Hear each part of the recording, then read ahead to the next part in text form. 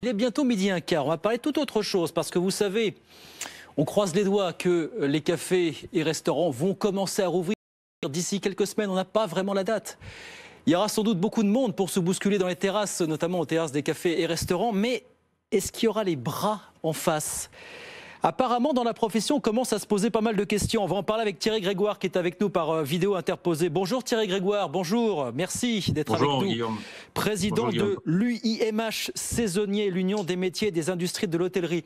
Vous tirez la sonnette d'alarme parce que vous dites avec d'autres syndicats de la profession, le GNC, le GNI et le SNRTC, vous dites, bah voilà, par rapport à l'an dernier et au vu des effectifs actuels de ce que l'on voit, ce que l'on observe, il risque de manquer pas mal de monde, pas loin de 100 000 de nos salariés quand les bars et restaurants vont commencer à rouvrir. Qu'est-ce qui explique cet exode qui va peut-être pas se confirmer, mais qui apparemment est là aujourd'hui, Thierry Grégoire? Déjà, on va pas être alarmiste. S'il y a pénurie aujourd'hui, il n'y a pas pénurie d'emploi, il y a pénurie de clients et pénurie de dates d'ouverture. Sur la pénurie de dates d'ouverture, ça est en train de se préciser.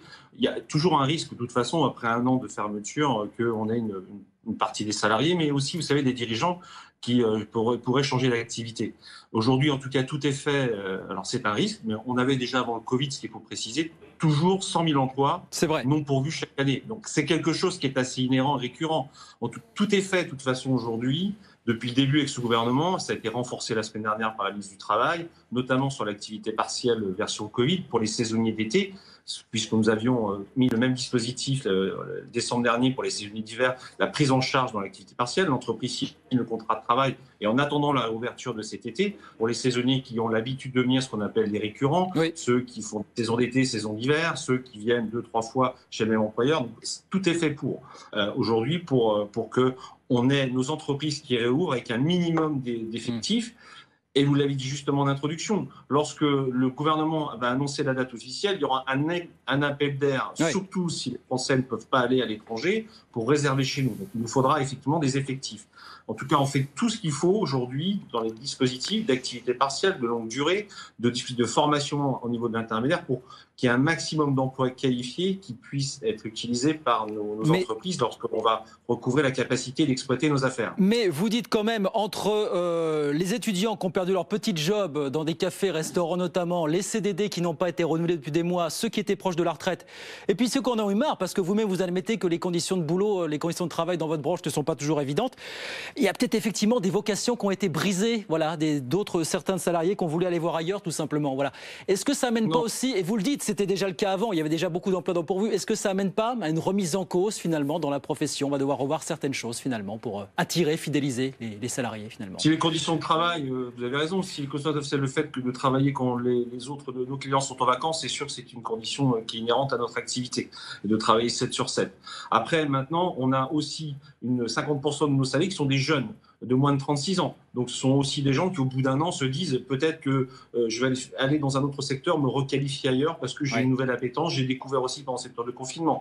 On a des gens qui partent à la retraite, mais cela c'est inhérent à un calendrier qui n'a rien à voir avec le Covid. Et donc dans tous les cas de figure, et nos saisonniers d'été, ceux qui commencent du 1er juillet au 31 août, qui sont beaucoup d'étudiants, ceux-là ont payé un lourd tribut. Certains d'entre eux n'ont pas recouvré de contrat l'année dernière. Donc justement, tout est fait aujourd'hui. En tout cas, nous mettons tout avec le gouvernement sur la table pour sécuriser nos employeurs, pour qu'ils signent leur contrat de travail dans la reprise qui devrait être là, nous l'espérons, en 2 temps, mi-mai, début juin.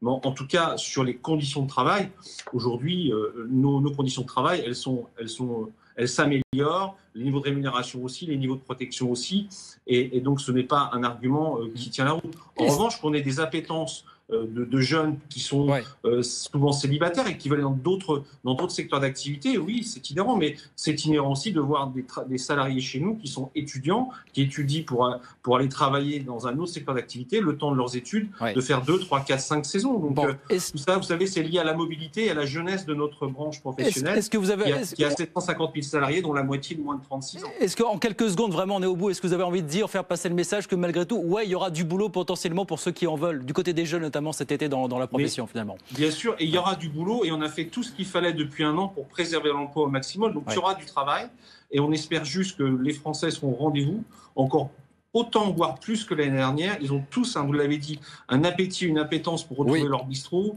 leur restaurant, leurs hôtels, de revoyager. Nous n'imaginons pas, nous professionnels de l'hôtellerie et de la restauration, d'avoir une saison estivale qui soit, encore une fois, décalée ou amputée ou pas dans des conditions qu'on a connues d'avant Covid. Donc il faut rester optimiste, mais concentré sur cette réouverture pour nos entreprises, pour qu'elles aient les moyens d'avoir des effectifs avec lesquels elles proposent un contrat de travail pour faire cette saison estivale. Et puis les mois qui vont venir après, on a aussi besoin de récupérer tous nos salariés avec une montée en charge pour avoir des chiffres d'affaires qui reviennent progressivement à une forme de normalité, même si la situation reste anormale d'un point de vue sanitaire. On le souhaite tous et on vous le souhaite évidemment. Merci beaucoup Thierry Grégoire, merci d'avoir été avec nous quelques minutes, président de l'UIMH saisonnier. Merci d'avoir été avec nous en direct sur BFM Business.